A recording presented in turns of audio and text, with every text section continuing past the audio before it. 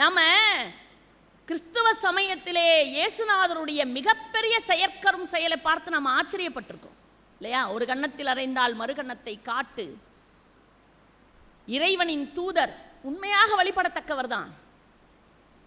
முள்கிரீடத்தை சுமந்து கொண்டு முள்கிரீடத்தை அவர் தலையில சுத்தும் போது அவர் சொன்னாராம், என்னன்னு பார்த்துப்பா உன் கை குத்திர போகுதுன்னாராம். சுத்துறவனை பார்த்து சொன்னாராம், பார்த்துப்பா உன் கை குத்திர போகுதுன்னு. இது உயர்ந்தது, வணங்கத்தக்கது. நான் கேட்குறேன், அம்பு படுக்கையிலே படுத்திருந்தாரே பீஸ்மர், 58 நாட்கள் படுத்திருந்தாரே. எத்தனை நாட்கள்? 58 நாட்கள். எதற்காக? தாம் பண்ண பாவம் இது வழியாவது வெளியில போகட்டும் நினைக்கிற அந்த மனம் என் நாட்டில் இருக்கிற இந்த மனிதர்களை தவிர வேறு யாருக்கு வந்திருக்க முடியும்? நீங்க சிந்தித்து பாருங்க. நான் பல்வேறு வரலாறுகளை, எல்லாரும் நிறைய வரலாறுகளை பார்த்து பார்த்து ஆச்சரியப்பட்டு போனேன். சரி, இவங்க தான் இப்படின்னா நம்ம கடவுளர்கள்லாம் சாதாரணமானவங்கன்னு நினைக்கிறீங்களா? பார்க்கடலை கடைஞ்சா அமுதம் வரும்னு மந்திரமலையை மத்தாக்கி வாசுகி பாம்பை கயிறாக்கி ஒரு பக்கம் தேவர்களும் ஒரு பக்கம் அசுரர்களும் நின்று பார்க்கடலை கடைஞ்சாங்க. கடைஞ்சவன முதல்ல என்ன வந்துச்சு சொல்லுங்க பார்க்கலாம்? அமிர்தம் வந்ததா? ஆழகால விஷம் வந்தது. எது வந்தது? ஆழகால விஷம். தேவர்கள் ஓடினார்கள். பிரம்மா ஓடாதீங்க ஓடாதீங்கன்னு சொல்லிக்கிட்டே ஓடினார். பிரம்மா எப்படி ஓடினாரு? ஓடாதீங்க ஓடாதீங்கன்னு சொல்லிக்கிட்டே ஓடினாராம் ஆழகால விஷத்தை பார்த்து.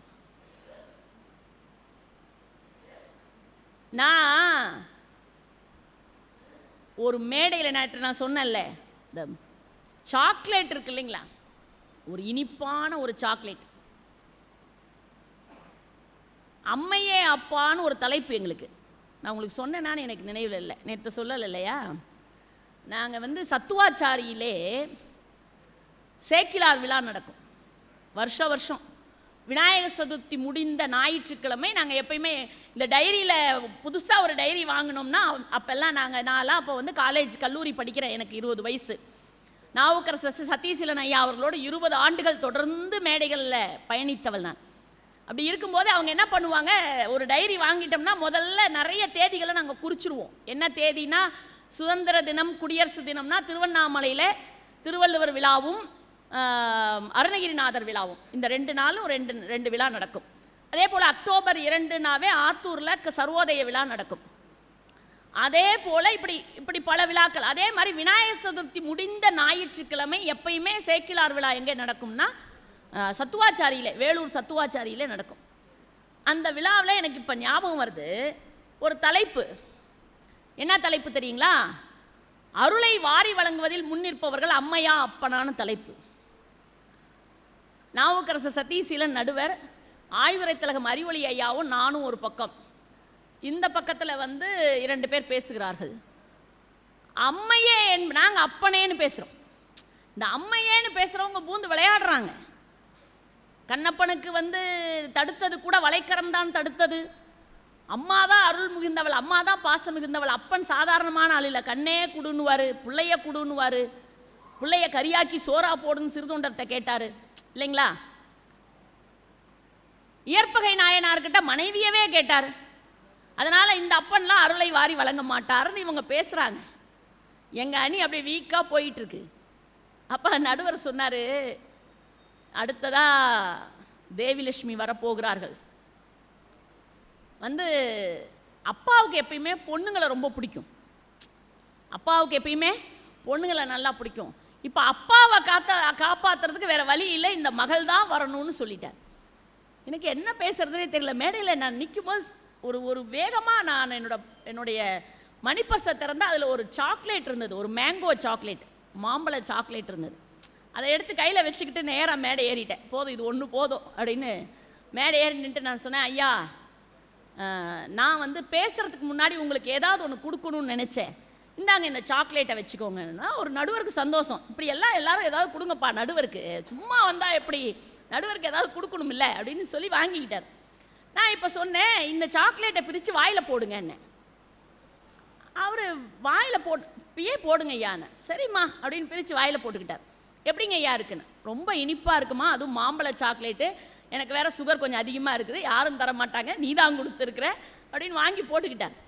வாயில் போட்டுக்கிட்டோன்னே நான் சொன்னேன், இனிப்பாக இருக்குல்ல, சுவையாக இருக்கிறதல்லவா, நீங்கள் ருசித்து தானே சாப்பிட்டுட்டு இருக்கீங்க. ஆமாம்மா, இப்போ ஒன்று செய்யுங்க.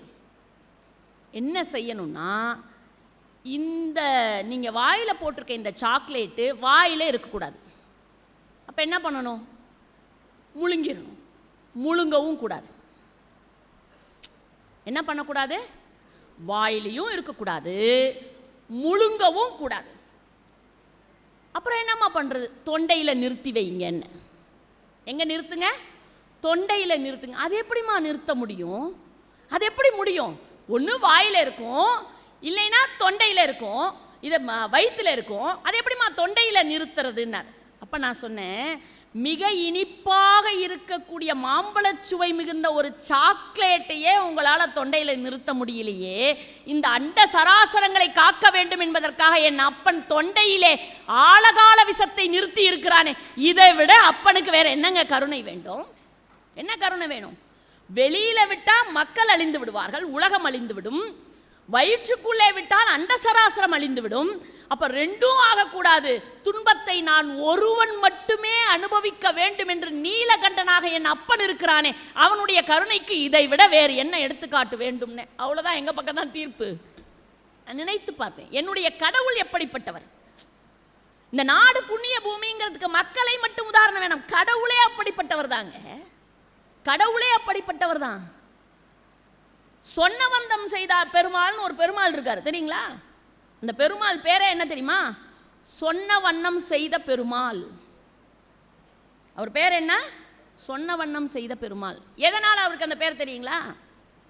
திருமலிமிசை ஆழ்வார்னு ஒரு ஆழ்வார், அவருடைய சிஷ்யர் பெயர் கணிகண்ணன். இந்த கணிகண்ணனுக்கும் ராஜாவுக்கும் ஒத்து வரல. ராஜா அந்த நாட்டை விட்டே வெளியேறணும்னு சொல்லிட்டார். யாரு? கணிகண்ணனை. இப்போ கணிகண்ணன் எங்கே போகணும்? நாட்டை விட்டே வெளியேறணும். கணிகண்ணன் எங்கே போகணும்? நாட்டை விட்டே வெளியேறணும். அவன் சொன்னா, என்ன அரசன் வெளியேற்றிட்டார், நான் போகிறேன் அப்படின்னு சொன்னோடனே ஆழ்வாருக்கு அந்த கணிகண்ணன் மேலே ரொம்ப பாசம் அதிகம். அதனால சொன்னார், நீ போனால் நான் மட்டும் என்னடா பண்ண போகிறீங்க, எனக்கு மட்டும் என்ன வேலை, நானும் கிளம்புறேன் வா. இப்போ கிளம்பினார் திருமலிமிசை ஆழ்வார். என்ன பண்ணிட்டு கிளம்பினார்னா, உள்ள படுத்திருந்தார் பார்த்தீங்களா பெருமாள், பள்ளி கொண்ட பெருமாள். அவரை பார்த்து சொன்னார், என்ன பார்க்குற, யாரை பார்த்து பேசுகிறாரு? பெருமாள். நான் இப்போ பேசுறதெல்லாம் நான் உங்களை பார்த்து பேசல, பெருமாளை பார்த்து பேசுகிறார். யார் பேசுகிறார்? திருமலிமிசை ஆழ்வார் பேசுகிறார். என்னன்றார்? என்ன பார்க்குற, படுத்துக்கிட்டு இருக்க? கணிகண்ணன் போகிறான், நானும் போகிறேன், உனக்கு இங்கே என்ன வேலை, கிளம்பு பான்னார். என்ன சொன்னாரு?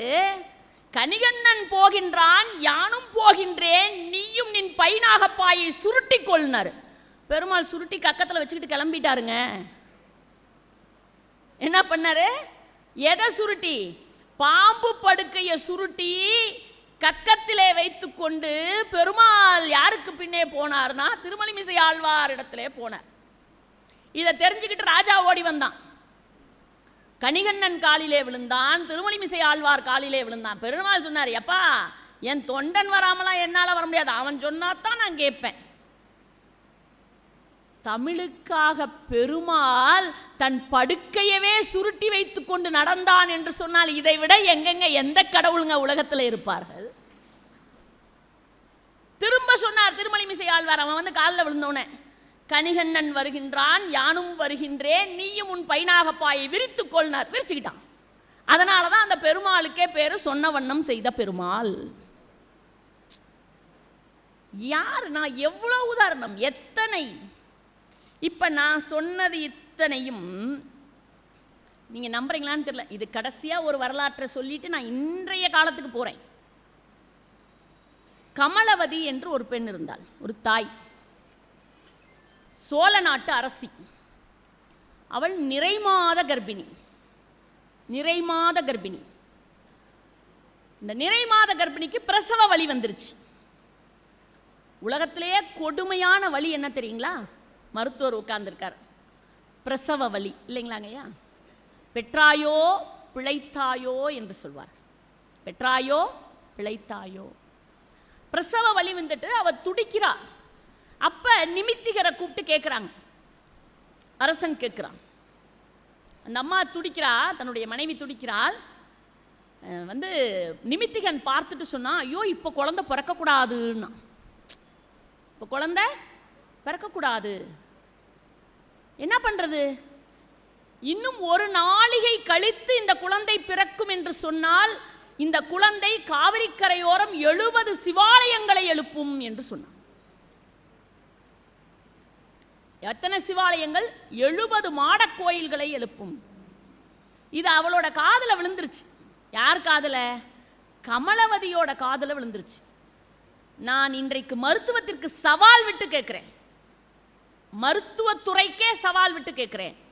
ஒரு குழந்தையை பிறக்க போகிற நேரத்துக்கு முன்பாக எடுக்க முடியும், அதுக்கு வாய்ப்பு இருக்கு இல்லைங்களா? அறுவை சிகிச்சை செஞ்சு நல்ல நாள் நேரம்லாம் குறித்து எடுத்துடலாம்.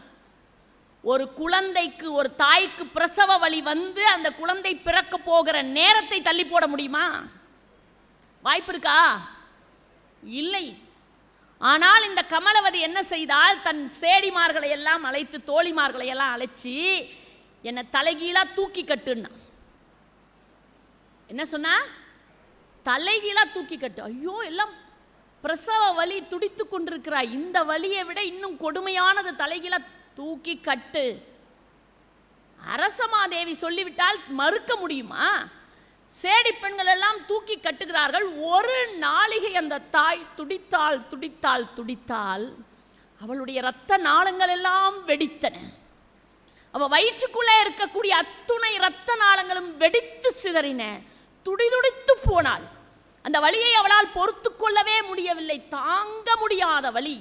ஆனாலும் பொறுத்து கொண்டாள் அந்த தாய். ஒரு நாளிகை கழித்து அந்த பெண்கள் அந்த கயிற்றை அவிழ்த்து விட்டார்கள். அவள் கீழே படுக்க வைக்கப்பட்டால் அந்த ஒரு நாளிகை சரியாக கழிந்ததற்கு பிறகு ஒரு குழந்தை வெளியே பிறக்கிறது. அந்த குழந்தையை எடுத்து அவள் கையிலே கொடுக்கிறார்கள். நண்பர்களே, அந்த குழந்தையின் கண்கள் எல்லாம் சிவந்து போயிருந்தது. ஏன் தெரியுமா? அந்த இரத்த நாளங்கள் வெடித்த காரணத்தினால் அந்த இரத்தம் அவன் கண்களிலே பாய்ந்து கண்கள் சிவந்திருந்தது. அந்த தாய் அந்த குழந்தையை எடுத்து பார்த்து விட்டு சொன்னாள், என் கோ செங்கனானோ என்று சொன்னால் இறந்து போனாள். என் கோ செங்கனானோ என்று சொன்னால் இறந்து போனால் அவன்தான் கோச்செங்கனான் என்று சொல்லக்கூடிய அரசன். இன்றைக்கு காவிரிக்கரையோரம் இருக்கக்கூடிய 70 மாடக் கோயில்கள், திருவானைக்காவல் தொடங்கி இருக்கக்கூடிய 70 மாடக் கோயில்களை கட்டியவன் கோச்செங்கனான் என்று சொன்னால் அது ஒரு தாயின் தியாகத்தால் கிடைத்தது. இப்படி உங்ககிட்ட நான் கேட்கிறேன், இப்படி ஒரு தாயின் வரலாற்றை உலக இதிகாசங்களில் உங்களால் சொல்ல முடியுமா? சொல்லுங்க, சொல்ல முடியுமா? உலகத்தில் இருக்க எந்த காப்பியங்களிலாவது எடுத்துட்டு வந்து நீங்க எனக்கு தர முடியுமா? ஷேக்ஸ்பியர், மில்டன், எத்தனை ஆளை வேணா கூட்டிட்டு வாங்களேன் பார்ப்போம். இதற்கு ஈடு இணையாக வர முடியுமா? இந்த வரலாற்றுக்கு ஈடு இணையாக வர முடியுமா? அப்படியானால் இத்தனை பெருமக்கள், பிசிராந்தையார்னு ஒரு புலவருங்க, கோப்பெருஞ்சோழன் ஒரு ராஜா. இந்த ராஜாவுக்கு பிசிராந்தையாரை ரொம்ப பிடிக்கும். பிசிராந்தையாருக்கு கோப்பெருஞ்சோழனை மிக பிடிக்கும். ஆனால் பிசிராந்தையார்னா பாண்டிய நாட்டை சார்ந்தவர். எந்த நாட்டை சேர்ந்தவர்? பாண்டிய நாட்டை. பார்த்ததே இல்லை ரெண்டு பேருமே பார்த்ததே இல்லை. ஆனால் இந்த கோப்பெருஞ்சோழன் என்ன பண்ணா, அவனுடைய மகன்கள் செய்த தவறுக்காக மனம் வெறுத்து போய் தன்னுடைய புலவர்கள், பொத்தியார் போன்ற புலவர்களை எல்லாம் அழைச்சி, இனிமேல் எனக்கு வாழ்கிறதுக்கு விருப்பம் இல்லை, எனக்கு ஆசையே விட்டு போச்சு, இந்த நாடெல்லாம் என் மகன்களே வைத்து கொள்ளட்டும், நான் போய் வடக்கிருந்து உயிர் துறக்கிறேன்னு போய் வடக்கு திசையில் போய் உட்காந்துக்கிட்டான். இந்த வடக்கிருந்து உயிர் துறத்தல்னா என்னென்னா, வடக்கு திசையை நோக்கி உட்காந்து சாப்பிடாமே உயிர் போகிறதுக்கு பேர் வடக்கிருத்தல்னு பேர். அதை செஞ்சான் ஒரு ராஜா. உட்காந்து உயிர் விட்டான். அப்படி உயிர் விடும்போது ஒரு வார்த்தை சொன்னான், எனக்கு பக்கத்தில் ஒரு இடம் காலியாக வையுங்கள். எதுக்குப்பா காலியா வைங்கன்னா, என் சமாதிக்கு பக்கத்திலே ஒரு குழி தோண்டி வையுங்கள், என்னுடைய நண்பனாக இருக்கக்கூடிய பிசிராந்தையார் வந்து வடக்கிருந்து உயிர் துறப்பார், அவருக்காக ஒரு சமாதி கட்டி வையுங்கள் தயாராக என்று சொல்லிவிட்டு அந்த ராஜா செத்தே போயிட்டான். அவன் செத்ததெல்லாம் பெருசு இல்லை. அதே போல இவ்வளவு நாட்களாக அந்த மன்னனை பார்ப்பதற்கு வராத அந்த பிசிராந்தையார் அவன் இறந்த அன்று வந்தார். அந்த புலவர்கள்லாம் ஆச்சரியப்பட்டு போனார்கள். இவ்வளவு நாளா வராதவன் இப்பொழுது வந்திருக்கிறான். கோப்பெருஞ்சோழன் சொன்ன வார்த்தை பொய்யாகவில்லை, இன்னொன்னும் நடக்குமா? நேரா வந்தா பிசிராந்தையார், எங்கே என் மன்னன் இறந்த இடம் என்று கேட்டான். இதுதான் அவன் இறந்த இடம் என்று சொன்னவுடன் அதற்கு பக்கத்திலே அவரும் இருந்து வடக்கிருந்து உயிர் துறந்தார் என்று சொன்னார். இதைவிட நட்புக்கு இலக்கணமாக நீங்கள் ஒரு எடுத்துக்காட்டை உலக இலக்கியங்களில் உங்களால் காட்ட முடியுமா? காட்ட முடியுமாங்க? இவர் சொன்னாரு, சொன்னது பிழைப்படாமல் அவர் வந்தது பெருசு, வந்தது பிழைப்படாமல் அமர்ந்தது பெரிது, அமர்ந்தது பிழைப்படாமல் உயிர் விட்டது அதைவிட பெரிது. எப்படி ஒரு மனிதர்கள்! ஒருத்தன் பிறக்கும் போதே கவச குண்டலத்தோட பிறக்கிறான். கவச குண்டலத்தோட. கவச குண்டலம் என்ன அர்த்தம்? அவனை யாரும் ஜெயிக்க முடியாது. அது போதாதா? கவச குண்டலத்தோடு இருந்தால் என்ன அர்த்தம்? அவனை யாராலும் வெற்றி கொள்ள முடியாது. ஒருத்தன் யாசகமாக கேட்குறான், ஐயா பிச்சை போடுங்க. என்னப்பா பிச்சையா வேணும்? உன் கவச குண்டலம் வேணுங்கிறான். சரியா? வந்திருக்கிறவன் யாசகன். இவன் உள்ள போனா சூரிய பகவான் வந்தார். ஏன்னா அவனோட அப்பா சூரிய பகவான். யாரு? கர்ணன்.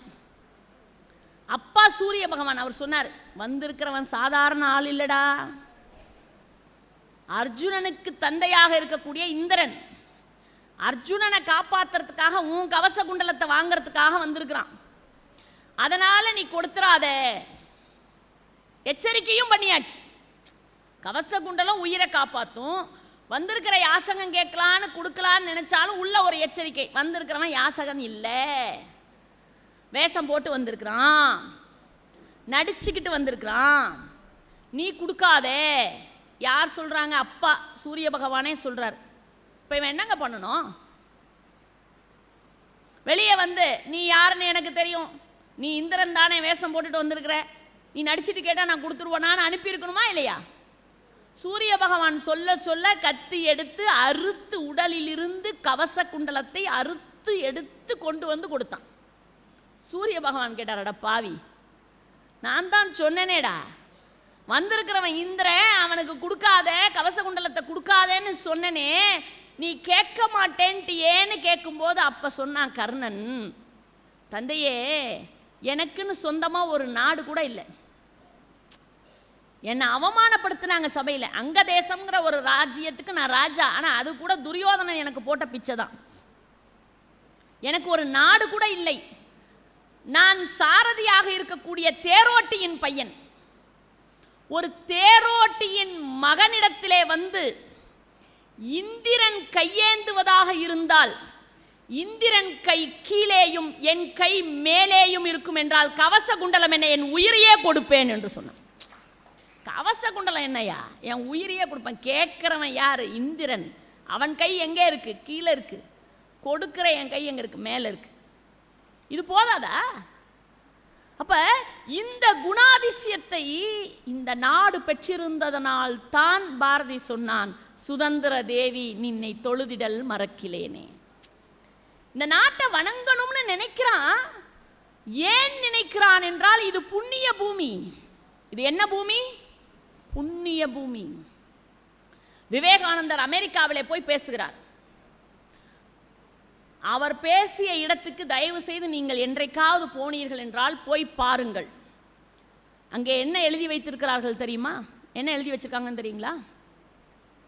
அந்த அமெரிக்காவிலே தான் தாமஸ் ஆல்வா எடிசன் பிறந்தார். மறந்துடாதீங்க. யார் பிறந்தார்? Thomas Alva Edison. அவர் தான் இந்த மின்சார விளக்கை கண்டுபிடித்தார்.